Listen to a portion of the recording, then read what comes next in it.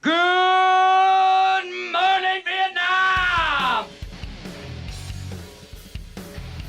Good evening, ladies and gentlemen. We are tonight's entertainment. The name's Bond. James Bond. But don't ever take sides with anyone against the family. Here's Johnny! Whoa, this is heavy. I'm not even supposed to be here today. Working on my day off.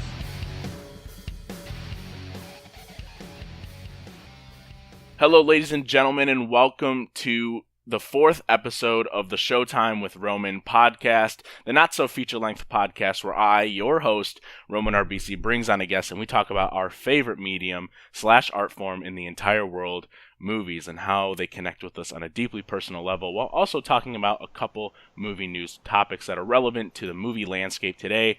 And today I have a wonderful guest from the East Coast, Mikey Brzezinski? Question mark? Yeah, that's right. You got it right. Okay, I was going to go with Mikey B, but that just sounded too much like a 90s rapper's name. That's no joke. That's what my buddies call me. I'm always referred to as Mikey B, so it's all right. Mikey B, that is too funny. You know, if you were a rapper, you'd have to rap about movies, honestly. Oh, well, yeah, for sure. Yeah. So, how's it been, man? We chat all the time. I know that you watch movies basically every day. We were talking before the show, and you said that you've been watching Phantom Thread a lot, which we're going to get into later. But what else do you do in your free time? Are you just someone who just watches movies every day? Is that just kind of your free time? Yeah, that's kind of it's my thing. I'm a college student, so I mostly also just do homework, and I have a job, so I do that, and then I come home and watch movies. So, nice. Yeah. What do you do for your job, if you don't mind me asking? I work at a gym. I work at the front desk, and I clean and whatnot, and I'm there pretty much every day. Nice. So, do you know what a gym is? I don't know what that is. I don't Not do that working out thing. Not a fan. Well, yeah, it's this place where people go to try to at least get fit. Sometimes it happens, and sometimes it doesn't. Yeah, I had Most a of the times gym it doesn't. membership for a while for LA Fitness, and because my friend that worked there, he kind of was like, man, it's a great deal. If you spend the money, you're going to want to go. You don't want the $30 a month to go to waste. And I was like, yeah, that's a good point. And so I went for a little bit, and I don't lift weights. Lifting weights is not my thing. I can run, but I can't lift weights. So got on the treadmill, ran miles and miles and miles. And then after a while, my body wasn't used to that much activity. So I got a little sick, and I was like, I can't go back. It's just I'm getting sick and I'm not feeling good. So then I haven't gone since. But I obviously canceled the membership. I don't have $30 sitting away. I use that money for Filmstruck now. So. Oh yeah, that's a good thing to do. Well, I'm not much of a weightlifter myself. I do run a lot, and I just do regular sets of stretches and workouts and whatnot that don't have to do with weightlifting. Yeah, stretching is definitely fun. It's probably my second favorite thing to do in the morning. I don't know what the first thing is, but I feel like that would be my second favorite thing to do in the morning. So we're going to get into a couple topics here today. Now, just to let the audience know, I would consider us, I think we have the same opinion on almost everything outside of a select few films, and it's really weird, really, really weird. And I just think that's because we look for the same types of things in movies, and like I said, outside of a select few, maybe Doctor Strange, I guess we're kind of just A Quiet Place. I really did not like that at all, and and that's the thing. This weekend it was kind of a weird weekend because I thought I was really gonna like A Quiet Place, even though the trailers they didn't do a lot for me. Because I feel like the trailers were all just built on the premise, but I was really looking forward to seeing how Krasinski was going to handle horror, and I ended up not liking it at all. And then I went and saw Blockers, not really expecting anything, and it's one of my favorite movies I've seen all year. So nice. I really want to check out Blockers, but A Quiet Place. Not surprised by the response, but it was.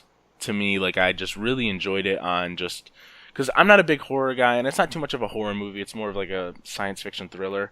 But I just feel like it was really effective. It had some of its like cheesy moments, but I thought that it was really effective, and for 90 minutes, like, it just flew by.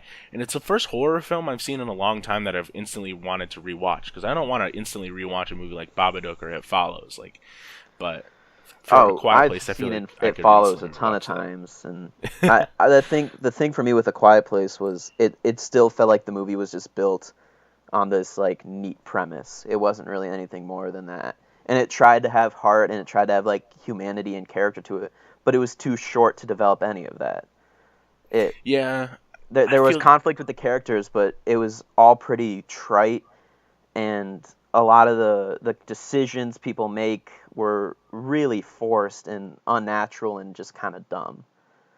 Okay, I feel that's kind of fair, because my biggest issue with the movie was that the movie was a little not short necessarily, but I feel like the entire last hour of the movie plays like one big narrative, and I feel like there wasn't really any time for transitions or any time to like really just dive into some characters and more of the world. But I kind of dug that it was like this secluded thriller, and some of the issues that people have had with it, like how come they didn't know that high frequency. Oh, never mind.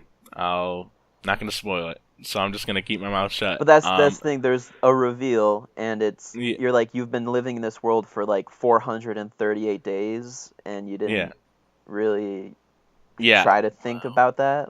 I don't know. I kind of took that as, because there's a sequence where they're talking about not talking about, but because I don't talk a lot, but there's a sequence where we see a whiteboard, and we kind of see how many of these creatures are within their area. So I kind of took that as they're kind of confined to like this small space, and they don't have any contact with the outside or outside of this space that they're in, outside of this radius. And so I kind of took that as they just don't know, so they're learning as we're learning. That's kind of how I saw it. But don't want to get on that too much, but go ahead and say what you're going to say. Yeah, I have one last thing to add on that. Is I felt like it really wasn't that inventive in the ways that it tried to scare the audience, because there are several moments that are it's just jump scares. The whole thing is, there's a moment where there's like this close-up of this rusty nail on a step. I was like, oh, you're just telling me that you're going to build this insane jump scare with that rusty nail. Yeah. I did not like the ending at all. I thought it was kind of laughable. Interesting. Yeah. It was kind of laughable, but I kind of it reminded me of, again, like those classic like cheesy science fiction horror movies where they were just kind of having fun with the audience. Someone kind of referred to it as like a Mars Attack ending. I haven't seen Mars Attacks. Yeah, but it doesn't. It has no tonal resonance with Mars Attacks. That is true. This is a movie we're supposed to be taking seriously, and it's clearly shown in the way that Krasinski directs it. Yeah. So that's fair. It's overly serious too. I feel like it doesn't have enough fun with it. And, go back to another movie that I really wasn't sure how I was going to feel about it, but I walked out loving it, was The Strangers Prey at Night. That 100% is a movie that has fun with its audience. Wow. That really doesn't. It's shamelessly just trying to be a fun 80s slasher movie. Yeah, that's funny, because last week I had on Devon and he hated it, and you kind of like it. Yeah, I enjoyed it. I can't wait to buy the Blu-ray for that one. Wow, it looks like a lot of fun. And they're doing an unrated cut with that, so I'll have a lot of fun with that. Nice. Well, not sure I'll ever check out Strangers Prey at Night, because that's just, to me, like house terror, like people invading your home. No, thank you. Like I like sleeping at my house. I don't want to. Yeah. I don't want to have to think about that.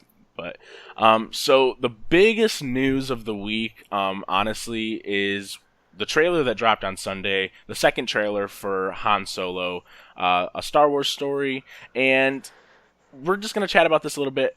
First things first, I'm a really big Star Wars fan. I love The Last Jedi. Rogue One was okay, and I love The Force Awakens. And then Han Solo is my favorite movie character ever. I think that he's just an outstanding character where he's funny, he's romantic, he's a con guy, he just really plays with people's emotions, and I just always find him infinitely fascinating when I watch his arc from episode 4 to 5 and then to 6. And then, how do you feel about Star Wars? I know you're not like the biggest Star Wars guy, but I know you really liked The Last Jedi, and I'm curious to see not only how you felt about the trailer, but as Han Solo as a character. Well, so my relationship with Star Wars is interesting because I really like a lot of them, but like especially the first one and like a few other, like they just don't really hit a strong chord with me. But I do enjoy those movies, and I really loved The Last Jedi. I thought that was one of the best blockbusters I've ever seen, and I thought that was gonna be like promising for the future of Lucasfilm and Disney. And Solo looks fine. I like Han Solo as a character. I can't say he's like one of my favorites or anything. I don't have that connection to him, but it looks okay. It looks like it looks like a conveyor belt movie, in a sense. I certainly haven't had an aggressive disliking for any of the trailers, and I don't think it'll suck. Mm-hmm. But it really just kind of looks like a movie that I'll watch and will forget about almost immediately, like Rogue One. Yeah. Hate's a strong word. I really don't care for Rogue One. I think it's a really boring, shallow movie. And at least, Rogue One wasn't a very visually inspired movie, and this also looks kind of flat. Same. Yeah. And that's just, I talked about this on Facebook, but it's not even the cinematography. It's well shot, and the visual effects themselves are actually pretty decent. It's just not like it's not. I'm not looking at something and going like, well, this is unique, or this is really cool. It just looks fine. It's passable. Last Jedi had a lot of moments, especially the entire third act of that movie, that are so visually inspired and just beautiful to look at. And I see none of that here. And I actually don't... I know everyone's crapping on Alden Ehrenreich, but I don't think he looks that bad. I don't think anything in that movie necessarily looks terrible. It just kind of looks like... average. It just looks like, at best, average. It looks like something that'll get like a 75% on Rotten Tomatoes, and most of the reviews are going to be like, well, it's not as bad as it could have been. I can actually see that. And I know the Cannes lineup was announced today, and it's officially in there. But I throw caution out there that that's not a necessarily like a huge promising thing. Mm-hmm. A lot of blockbusters, like Ridley Scott's Robin Hood, premiered at Cannes. That's that's like his worst movie in my opinion. Like Attack of the Clones was at Cannes, Revenge of the Sith was at Cannes. So like those like Cannes premieres blockbusters that are opening within like weeks of the festival, so it's not a huge deal. It'll be there, and I know we're not talking about the Cannes lineup, but it's one of the worst Cannes lineups I've ever seen in my life. Wow. And I know you're a big festival guy. I am. Might get into TIFF a little bit later, but it's that's really interesting because I'm not too much of a festival circuit guy. I always know about it. I always look at the lineups. I always look at a lot of stuff that's premiering there. And when they announced, or it was rumored, that Han Solo was going to premiere at Cannes, I was like, that's promising to me. But as you're mentioning, like a lot of other bad movies have premiered there before, and it's just, to me, I just don't know how I truly feel, because to me it looks average at best overall as a whole. But then when I look at Alden Ehrenreich as Han Solo, there's one specific moment in the trailer that I feel like it had to be the "Sell me" line.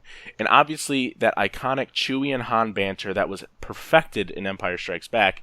In this one, or in the trailer anyways, there's a line, or Chewie's growling at Han or whatever, and Han replies, or Alden Ehrenreich replies with, "Well, what do you know?" And it just sounded like I would say something like that. And it didn't sound because I'm not an actor. I can't give any nuance or depth to a line. I can just repeat and read off of a piece of paper, and it sounded like that's what he was doing.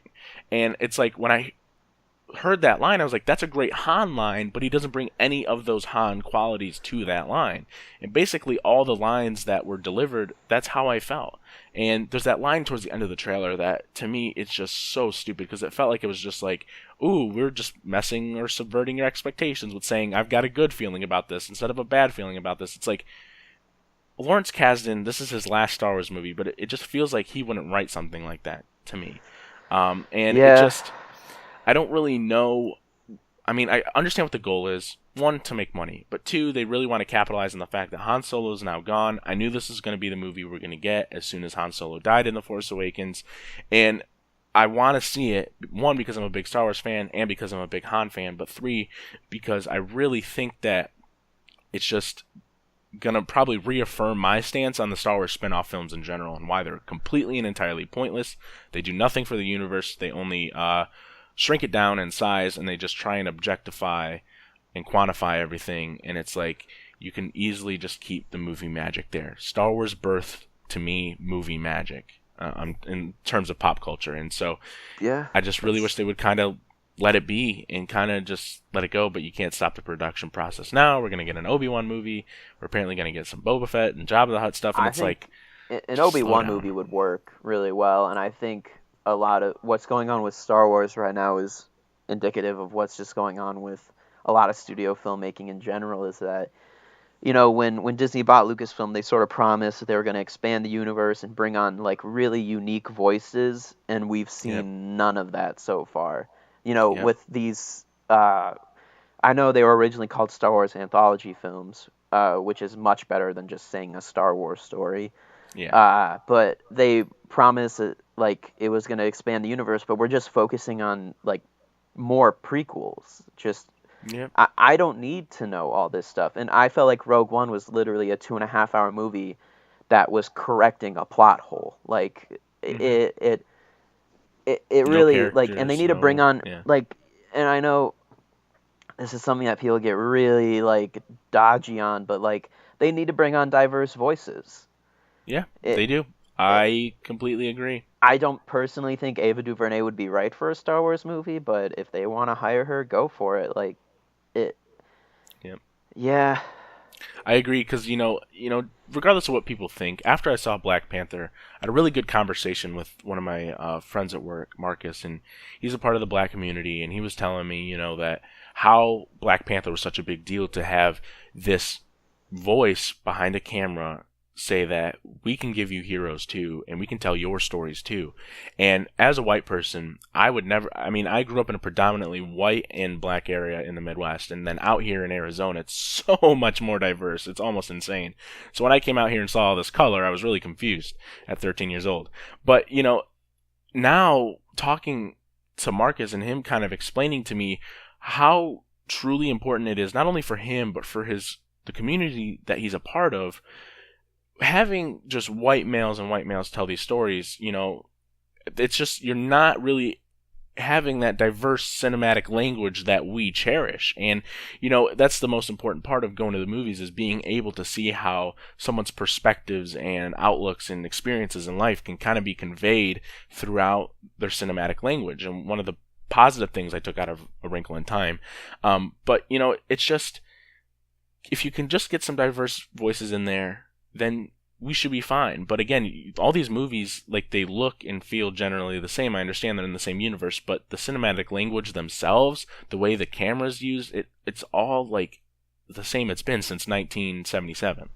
And I feel like they really kind of need to evolve the franchise. And I thought, when I walked out of The Last Jedi, I was like, that's Rian Johnson. That's what he's saying. He's saying he wants the franchise to evolve, take it in new directions, put other people behind the camera, put other people in front of the camera, people that we're not used to seeing in a Star Wars film. And now we're back, them removing Lord and Miller was their chance, but they got literally the dad of filmmaking, which is fine. Ron Howard's a fine director. You're true.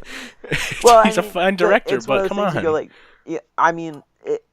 I know the reports were that Phil Lord and Chris Miller were really messing the movie up and whatnot, and they just didn't like it. But you had these like hot young up and coming directors, and you're like, how about we get your uncle to make this movie, and it's gonna be perfectly serviceable, and you'll walk out of it, and some people will say it's their new favorite Star Wars movie, and then a few months later they'll forget that they ever said that. And we'll see.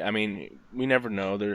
There's one good shot in the trailer, and that's my biggest takeaway, is the shot where the Millennium Falcon like flies off, and it's right by the part on the back of the Falcon. I thought that was kind of cool. But other than that, Oh, yeah, can't wait to figure out how the Falcon got so dirty, man. Big oh deal. my god. I can't believe I read that tweet. I can't believe that was a real tweet that I read. Like, I heard a good thing about a Friends and Family screening. Yeah, no shit. It's So a did Friends Fantastic and Family Four. screening. Yeah, Fan Four stick. Like, oh yeah, I forgot there were I keep forgetting that there were positive tweets about Fan Four stick. Yeah, it's bizarre. I'm a huge hypocrite when it comes to Twitter reactions because I saw like the test screenings for Aquaman went well and I was like, you're fucking right they did, and then I'll like see like the screening for Solo went well and I'm like, all right, we'll see about that. Like, yeah, I understand. I'm in the same boat on certain things. But dude, I can't wait for Aquaman. Holy shit! I Yeah. just watched through the entire DCEU and I'm so excited for that. Well, I don't know. Aquaman was my least favorite character in the Justice League, and I haven't seen any of James Wan's work outside of a Fast and Furious movie. So, Whoa! yeah, Just go watch his movies, man. I haven't. Conjuring, not for me. He did one Saw film, not for me. Yeah, he did my. Well, actually, I like Fast 5 a lot, but I think Furious 7 is also really great. So The ending's really good. yeah, well, yeah, it's 1,000 times better than Fate of the Furious. So. Oh, yikes! Yeah, that one's pretty rough. Hate for Fate, still going strong. Anyways, so we're gonna move on into the second topic today, and we're gonna talk about your favorite movie of 2017 and one of my favorite movies from 2017. Just came out on Blu-ray. We're gonna talk about Phantom Thread, and we're gonna kind of review the Blu-ray, some of the special features that came with, the very little special features that it came with, unfortunately. But I rewatched it the other night when I got home from work after a nice long 8.5-hour shift, man. Absolutely killed me. But lots of walking around at Target, Lots of talking with guests. So, I just get 2 hours to spend with Daniel Day-Lewis and Vicky Creeps, right? Crepes? I think it's Cripes. Cripes? I tried. The third time's a charm. And then Paul Thomas Anderson, who, I watched through some of his filmography and leading up to Phantom Thread, and he truly is one of my favorite directors because I really feels like not only is he super versatile, but, it's really rare to see an American-born director exceed on this level this consistently. That's true. Steven Soderbergh is another one that you're a big fan of. I've only seen a couple of his films. He's in my Mount Rushmore along with PTA. So, wow, that's pretty high praise. I need to see more Soderbergh films, but Phantom Thread might sound like recency bias, but it's his film to me that I feel like encapsulates not only everything I love about his filmography, but just everything I love about movies in general.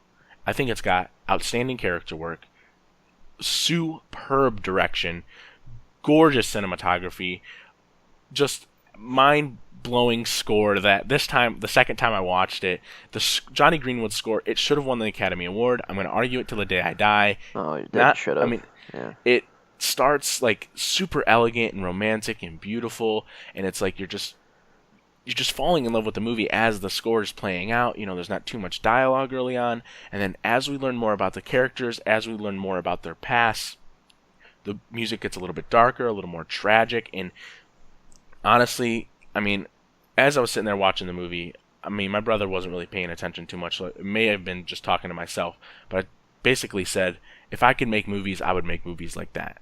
And that's how I would want to try. I wouldn't be able to achieve the level of Paul Thomas Anderson, but what he does in Phantom Thread and just his entire filmography, it's just insane how good of a director he is. So here's the floor for you, Mikey, to really just lay it all out on the table, your love for Paul Thomas Anderson and Phantom Thread. So he's always been my favorite director, and Magnolia is my favorite movie, and I think Magnolia, Punch Drunk Love, and Phantom Thread are the 3 movies of his that are in my top 50 of all time.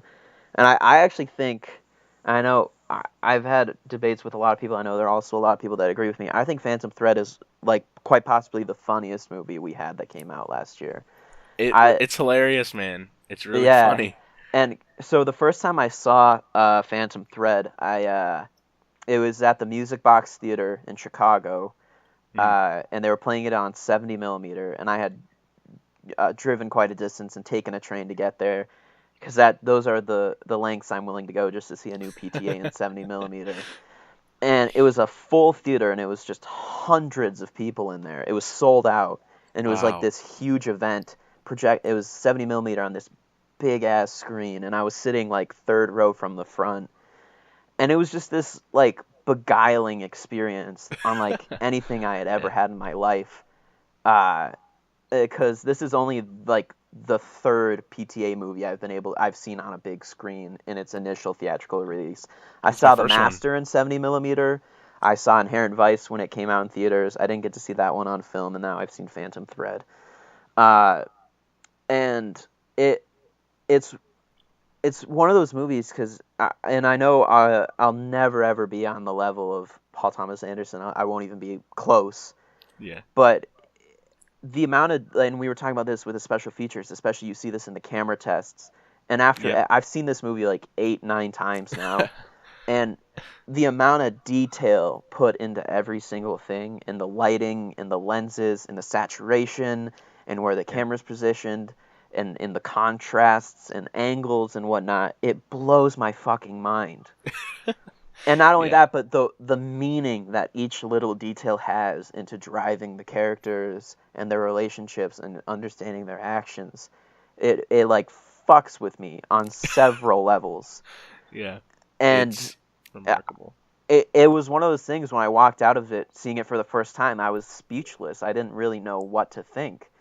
But it just reminded me of why I liked movies so much, of why I even started to like films. So I know that's such a cliche, like fucking douchebag thing to say, but like like I watched that and like my passion for cinema was just immediately reignited.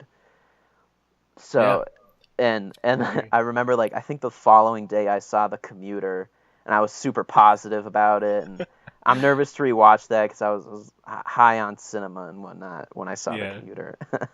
That's funny.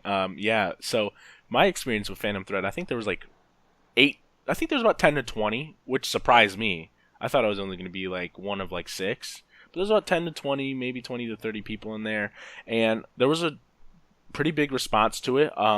It is funny, and you know we had this conversation in a couple threads before. I wouldn't classify it as a comedy per se, but I feel like it's got a lot of really funny moments. But I know PTA said it was a comedy. It's a romantic comedy. It's a really dark romantic comedy to me. Yeah, because the Daniel Day-Lewis, and I still think he should have won the Academy Award too. I feel like this movie should have won every award that it was nominated for. Yeah, probably. But Daniel Day-Lewis, when Alma is having breakfast for the first time, and God, Daniel Day-Lewis is so good. I'm just reimagining the scene in my head. But he goes, "It sounds like you just walked across the room with like a horse." I laugh so hard every time. The way he delivers it, I mean, just every little thing he does. And I don't know if you're going to entirely agree with me, but I think we've had this conversation before right after I saw it. But I feel like this movie is Paul Thomas Anderson and Daniel Day-Lewis just really kind of talking about and kind of commentating on how Daniel Day-Lewis's obsession with really getting into the performance almost to a sickening level. I feel like that's kind of what was being conveyed, and kind of how, you know, his obsession with the art and with the, you know, I think it's acting. both of them. I think it's about both of them because, and I highly recommend doing this on Magnolia. Yeah, I think I only own Magnolia on DVD. I've never upgraded to Blu-ray because my nostalgia won't let me. Because I've owned this Magnolia DVD for like 8 years now, so or it might even be it might not be quite 8 years, but I've owned this thing for forever, and it was the first time I ever watched it and whatnot. So, but there's this documentary on it, and he literally talks about Magnolia like it's the Bible. Like he's so into it, and like even if like any commentary or him talking about his older movies, he's clearly like kind of into himself and into it. Yeah. And there's not a lot of forethought, which is actually one of my favorite things about Magnolia. It feels like this thing that's just the passion of the time. And I know in interviews now he's like, I wish I would have cut it down. I wish I wouldn't have been so into it, and I would have been a little stricter with it. Mm-hmm. So, and I think Phantom Thread is sort of his criticism of his earlier self and whatnot before he met Maya Rudolph and started a family with her. Yeah, that's, you know, and I just think like that, and that's what really makes a movie like Phantom Thread shine for me, is I just really love when a director as prestigious as Paul Thomas Anderson, because, you know, despite how we feel about him, I just feel like he isn't talked about enough in our spaces, and he truly is one of the best directors of our time. And, I think he's starting to be talked about more.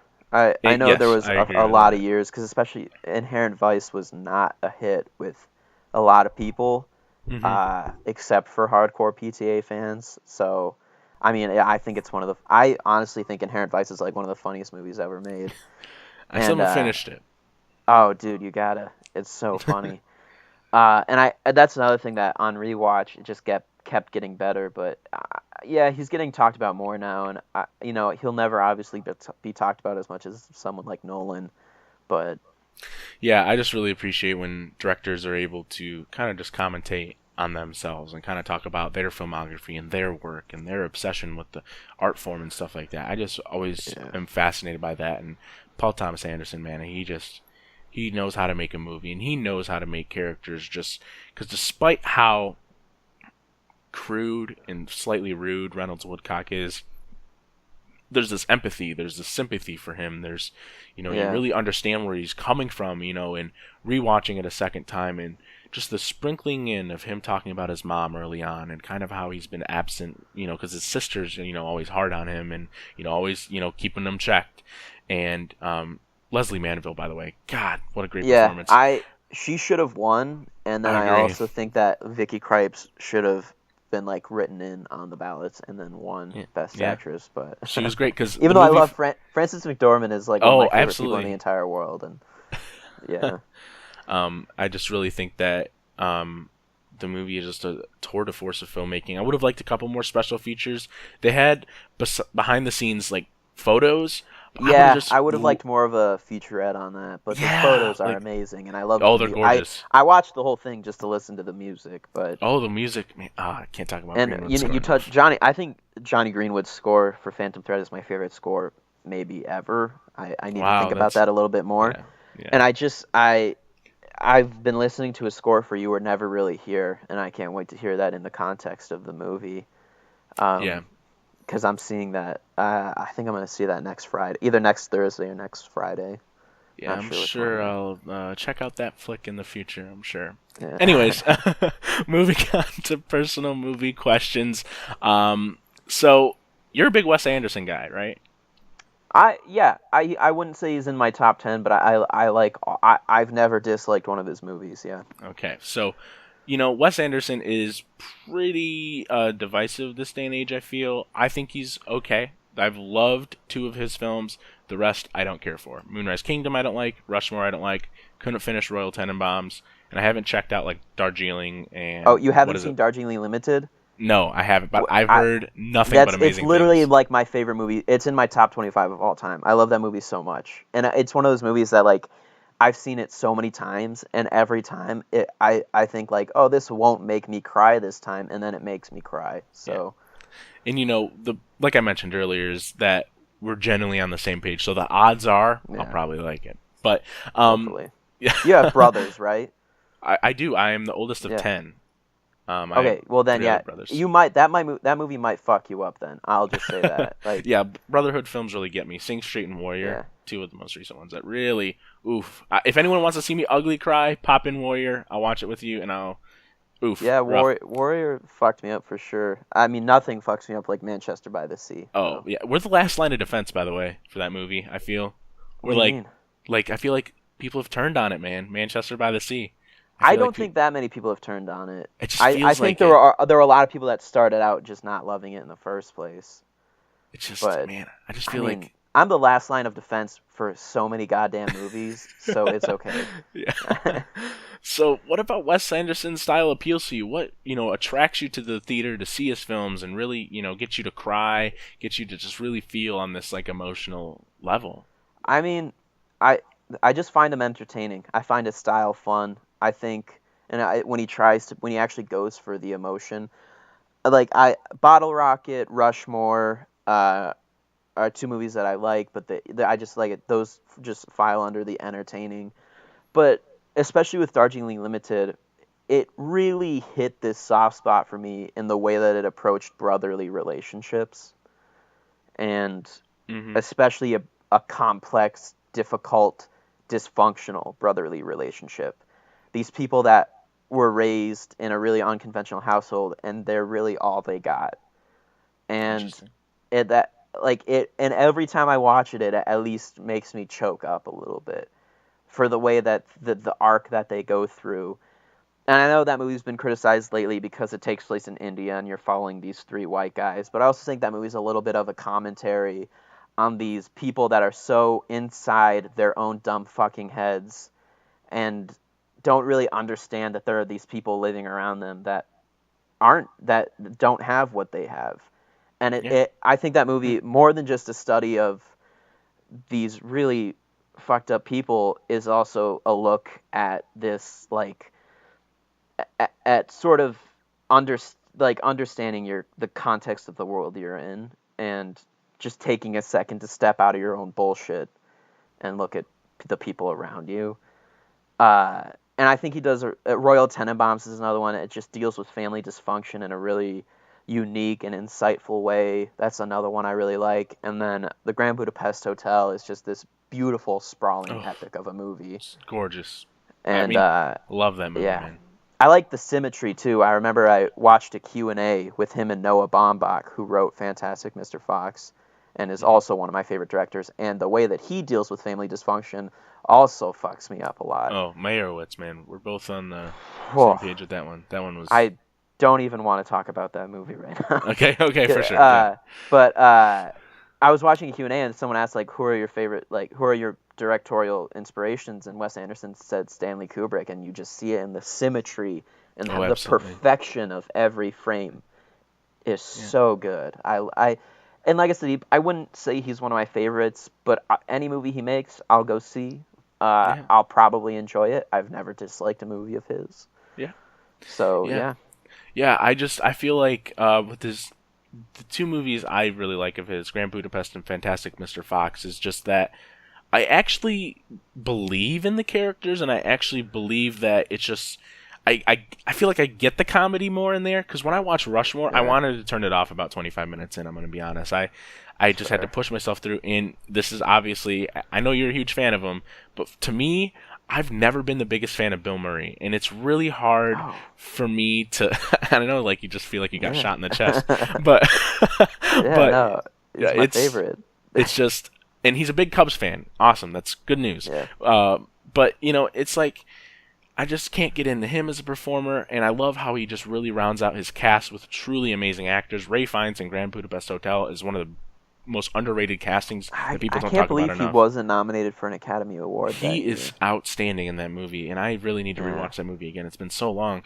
But, I just really feel like those two movies aren't quirky for the sake of being quirky, and I believe in the characters, and I believe in that world, because with a movie like Rushmore, I just couldn't get into it. And then Moonrise Kingdom, I just didn't care. And then Royal Tenenbaums, I didn't connect with it on any level, and I couldn't even finish it. And it's just, he's such a weird director to me, because I feel like Moonrise Kingdom was quirky for the sake of being quirky, and a movie like Fantastic Mr. Fox and Grand Budapest Hotel are just the perfect versions of Wes Anderson, where it's quirky, but I really feel like he's got a truly amazing theme in there about, Fantastic Mr. Fox, about what we're capable of, and, you can't be limited to how people perceive you and what people think about you. George Clooney's voice acting in that movie is tremendous, by the way.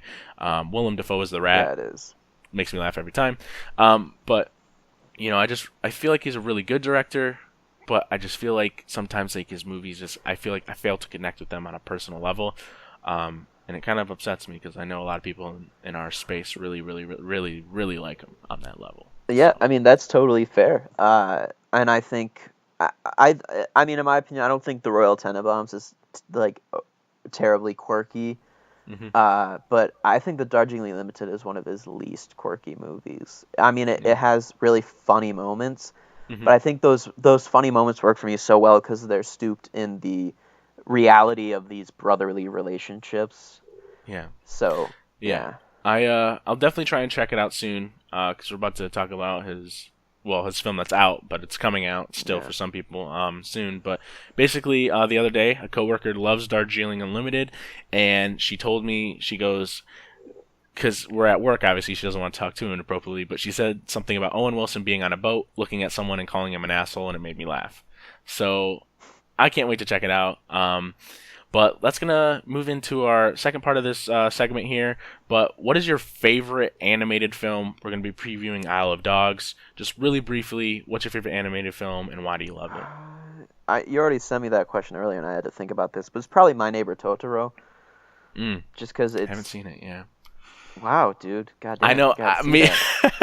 Listen, I've been watching a lot of movies, but I have so many blind spots. Miyazaki, especially, anime to me is really tough to get into. But I mean, I'm a huge defender of Up because I know that started getting backlash recently for no fucking reason. It's okay. And I love that movie. But I don't know. My Neighbor Totoro is one of those things. It's about these girls that are going through a really difficult time in their life, and a difficult time that I can relate to on so many levels. And it's just about the way that it sort of is like Pan's Labyrinth before Pan's Labyrinth. It's about how they retreat to this fantasy world and how they get through it. And it's really beautiful, really simplistic, doesn't really have a story, which are the best kind of movies in my opinion. So Oh, absolutely. Yeah. That's my choice. Interesting. Yeah, I would definitely love to check that out in the future. It's been on my watch list for a while. I still have to finish. If I'm going to watch any anime film before I finish another, Spirited Away is the one. I'm going to do it. That's another really good one. But if you want a real deep cut and go for some underrated Miyazaki, Portico Rosso is a great movie. Interesting. Yeah, I've talked about anime before after having recently watched Akira. Right? Oh yeah, that's right. I think Akira or whatever. I don't know. Yeah, that one kind of. I wasn't too big on that one. I just I like that one a lot, and because I like anime, I just am not super deep into it. I think every anime I've seen, I've usually been a pretty big fan of. So yeah, it's just to me like anime. I just have this consistent, reoccurring issue where, they present like these really simple, amazing stories that I instantly get invested in, and then all of a sudden it just gets balls to the wall crazy, and it's like I wasn't set up for this, and you kind of get kicked in the legs, and I'm just like fall on my face, and I'm like, oh, this is a thing. Because I didn't love Princess Mononoke, but I really liked it, and I thought it was a really amazing story with really amazing characters and really great themes and messages.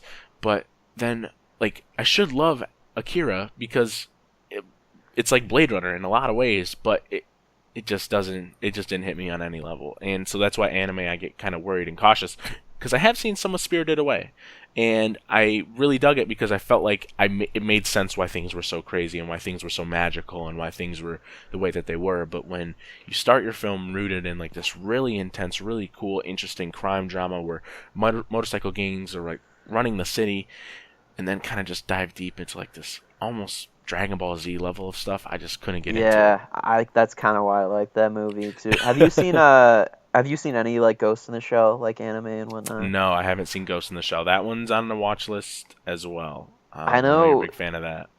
I mean, I loved the live action movie too. It was good. I will. That's another one that I'm like the last line of defense on that. I love that movie. You and Musa. And, yeah, it's true. I mean, there are so many blockbusters that came out like Transformers 5. I'll defend, even though I shouldn't, and I don't frequently.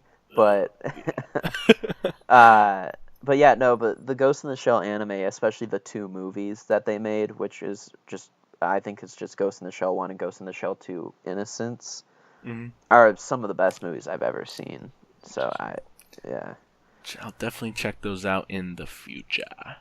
All right, so that brings me to the last part of this segment. What is your favorite monster movie? Briefly, favorite one, why?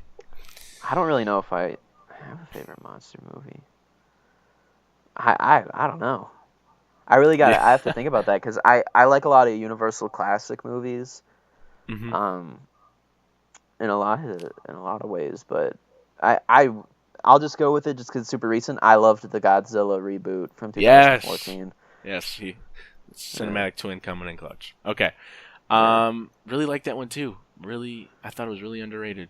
I think. I mean, they did something new and different and got tons of shit for it. So yeah, they didn't show Godzilla enough. How come I only saw his foot for like 10 seconds?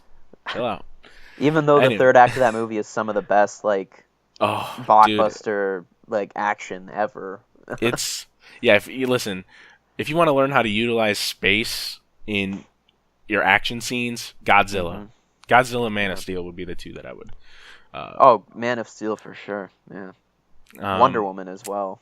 Really amazing. Oh, absolutely, totally. Yeah. So that brings me that's going to bring us to previewing the 2 films that are coming out this week.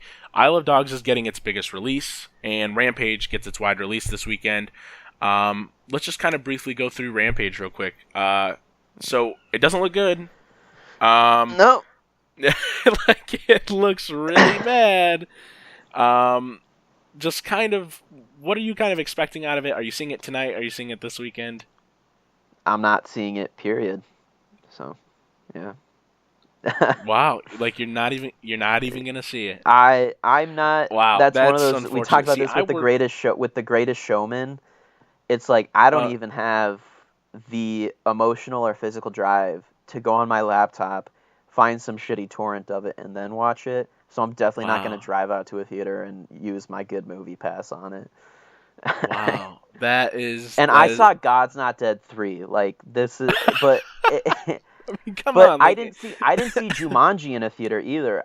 I'm kind of getting tired with this thing where studios go like, well, we have this barely serviceable blockbuster idea, and it really won't make money, so let's just put The Rock in it. Oh, that's a good point. I kind of just don't want to go. I'm getting so tired of The Rock. Like tired of it. Like when we were getting him in not making good movies. He is not making good movies. Yeah. Baywatch was horrible. I know a lot of people liked Jumanji. It was fine. It was fine, yeah. I liked Kevin Hart in it, surprisingly. He was my favorite thing about it. But wow. Yeah, I don't know, he's just, to me, like, he's a face where butts are going to get in seats. Rampage is going to make $30+ million this weekend, and which even then isn't that good. But it'll make dick shitloads of money overseas. Oh, dude, absolutely. They eat it up overseas. They definitely do. Yeah. And they eat up monsters as much as they eat up The Rock, and that's a lot of eating. It's true. Well, have you seen the posters? It's all focused on the monsters. They're trying to make it look like a crazy and my friend movie. So my friend Tyler, he always brings up this point when talking about Rampage. When the wolf in the trailer flies through the building, and he goes, and The Rock says, "Of course the wolf flies." It's like, who says that? Why would you? That's like breaking the fourth. Like, no one talks like that. It's just. Yeah. I'm going to see it tonight. I'm seeing it at 7. The only reason I'm seeing it is because Isle of Dogs, I can't get to it until tomorrow. So I was going to see Isle of Dogs tonight. That was my plan, but I'm going to see Gemini tonight. And then I'm going to see Isle of Dogs tomorrow night. Sweet. So we can chat about I'm Isle pretty of busy Dogs. this weekend. Yeah. I'm seeing it tomorrow afternoon. I'm off tomorrow, so I'm pretty excited to finally check it out. People have been talking about it like crazy. We talked about Wes Anderson briefly, and I'm excited, but I'm still a little hesitant because I get a little worried again, but it looks right in that vein of Fantastic Mr. Fox, and I love dogs. Listen, dude, I'm telling you, when I was a kid, if you had like a chihuahua the size of like a very small rock, I was terrified. I would cry, I would run, I remember one time we went to my dad's buddy's house, and I don't remember why we were going there. All I remember is that this tiny chihuahua chased me outside. I jumped on my dad's car and got on the roof of the car, and I was crying because I was terrified of this dog. But now I love dogs, and I'm really excited to check out Isle of Dogs. It looks absolutely amazing, and I've heard nothing but good things. So, that's pretty much it for that. I'm excited for it. I'm a big dog lover myself, and the last time Wes Anderson did stop motion, I think it turned out perfectly, and I mean, it's one of those movies I've just kind of been waiting for a while, so I'm just kind of ready to go see it. Yeah, should be good. I'm definitely pumped. I think it's gonna be busy tomorrow too, so I might get there early because I don't have Movie Pass and I don't have assigned seating. So last segment before we head out of here. You can, if you want to participate or not, then we could just move on if you don't. But Rant or Rave, one movie that you watched recently for the first time or rewatch that you want to highlight or talk about. You can rant about one or you can rave about one. If nothing comes to mind, it's fine.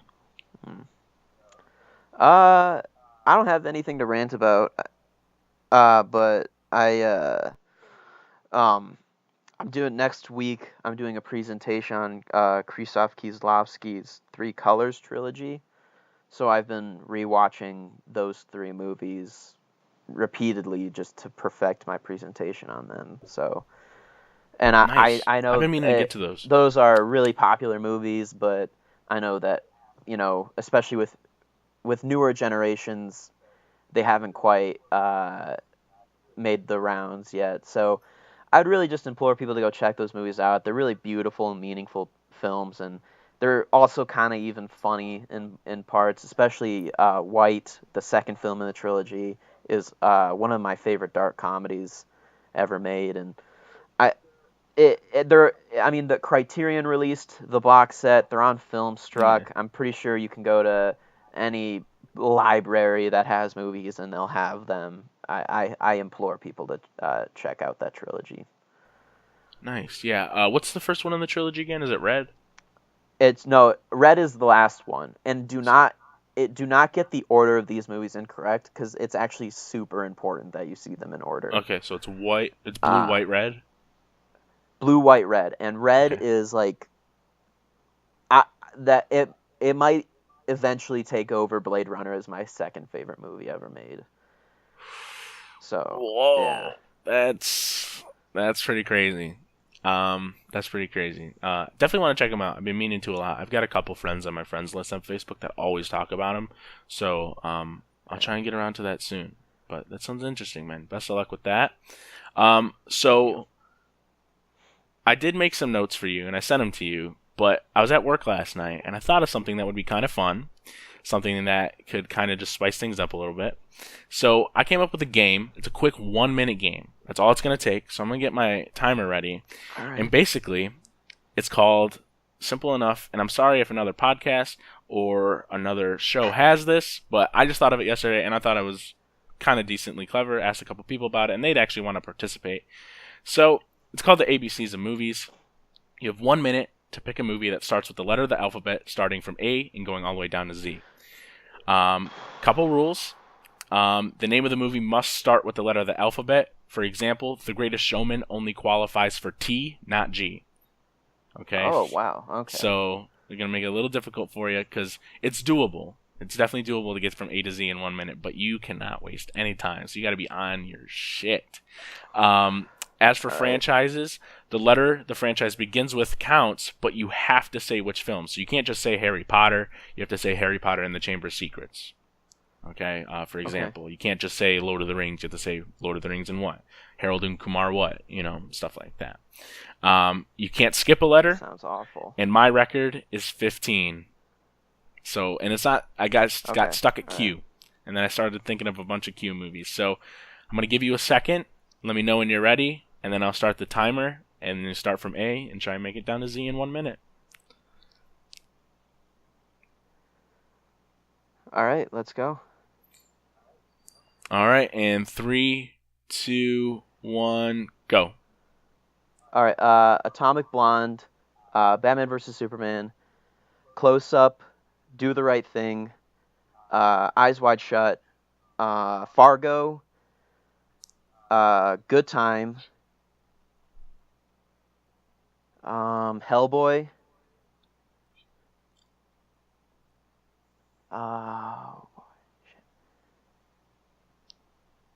Iron Man, Jackie, Killing Them Softly, Lady Bird, Manchester by the Sea, National Treasure, I guess.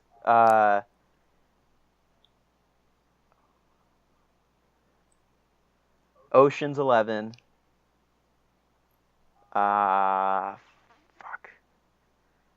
Point Break. Time. Okay. All right. So you got 15. You got 15 as well. Oh shit! All right. Elemento, P, and then I got stuck at Q last night with my friends. So, good job. So you tied again. Really just hammering home this whole twin thing. We're almost on the exact same wavelength.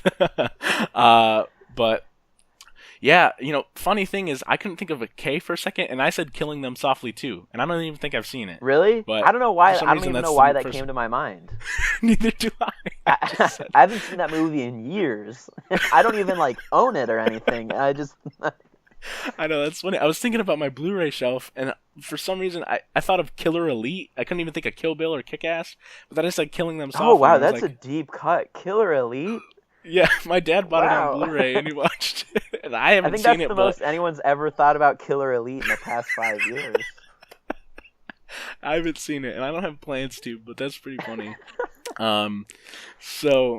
Yeah, well, good job. So I'm going to try and make this a weekly thing and see if anyone can beat our current record of 15. I mean, we ran a little long today. We're going to probably hit just about an hour. But all right. Where can we find you on social media, man? I know you're always chatting about movies, so let's give the good folks some places where you're going to be at on social media. Yeah, I'm on Facebook, Instagram, and Letterboxd, just at Mikey Brzezinski. Nice. Yep. That's simple enough. That's the really yeah. Yeah. I'm on Vimeo too. My short films are on Vimeo. They're not very good, but you can watch them. Okay. Yeah, I've been meaning to try and get around to a short film in the future here, but it's just camera, lighting, that requires a lot of effort. It's a pain in the ass. That's what I heard. It's stressful, and you have to have people that really want to be there and work with you.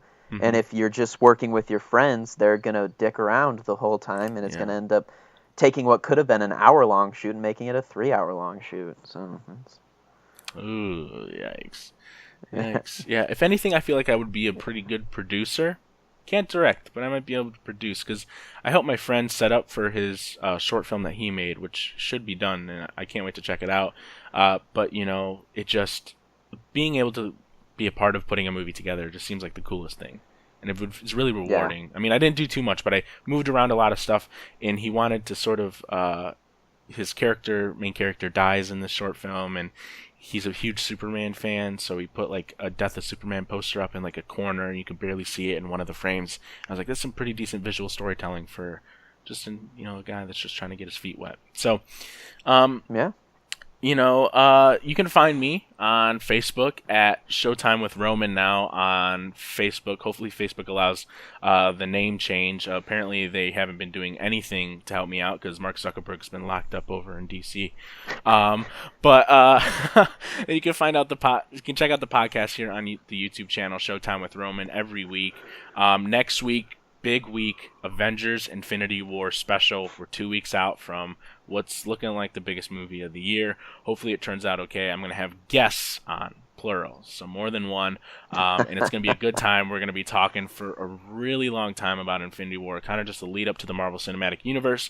And last night I was supposed to be getting ready for bed because I knew I had to wake up this morning because the carpet cleaning guy was coming to chat with Mikey about movies, but I ended up staying up for an extra hour and a half putting together sort of an outline for my next video editorial, simply titled "The Marvel Cinematic Universe ... And so hopefully it's probably I'll have a good thing that you didn't. Wait, sorry. No, it's probably a good thing that you don't have me on next week because that wouldn't go well. Yeah, yeah. I just wanted to. I got someone that's super positive, and I got someone that likes them just a bit more than I do. Most of them, but yeah. Otherwise, if I had you on next week, it might have got a little rowdy. Might have got a little feisty. Yeah. But yeah, I'm really excited to get down and dirty with that video. Love talking about movies, especially in the Marvel Cinematic Universe, because that's always a fun topic. And then just keep tuning in. Let me know what you thought of the episode this week. I usually generally try and shoot for a fairly family-friendly podcast, but you know what? It's okay, Mikey. You did good. Oh, Thank you my for being. bad. No, it's fine. No, it's fine. Honestly, I do actually try to clean up my language, but no, it's fine. The Honestly, Detroiter in me coming out. No, it's cool. It's honestly fine because I feel like personally, if I try and reserve the guests, and they can't really shine as who they are and the movies they connect with, and you can't really understand just how much truly someone feels if you just say it was fudging good instead of it was effing good. Sorry. Yeah, honestly, it was flipping good, man. Yeah, listen, honestly, like, I still get weird saying, like, shit or damn around my dad. So, and I know he's listening to this podcast right now, and I know he's downstairs, too. So, so Dad, listen, what's up, man? Anyways, okay, so I don't even know where I was going with that. But thanks again, Mikey, for being on. It's always fun chatting movies with you. You're just always super insightful, and always looking forward to your just reviews on Letterboxd. They're always great. So, all right, that'll do it for this week. Yeah, no problem. Definitely want to have you on in the future for sure. Lots of movies we can talk about. All right. Maybe when we get the what's the First Reformed? Is that the Ethan Hawke movie that's coming out? Oh, the Paul Schrader movie? Boy. Maybe when it comes out on Blu-ray. When it comes out on Blu-ray, we might have to chat about that. So. I saw that at TIFF, and I'm going to see it again in a few weeks at the Chicago Critics Film Festival. So nice. Yeah. All right, man. man. That is an upsetting piece of film. Oh, can't wait to see it. I'm dying for it. All right. Well, that'll do it. Have a wonderful rest of your week, and keep on watching and enjoying movies.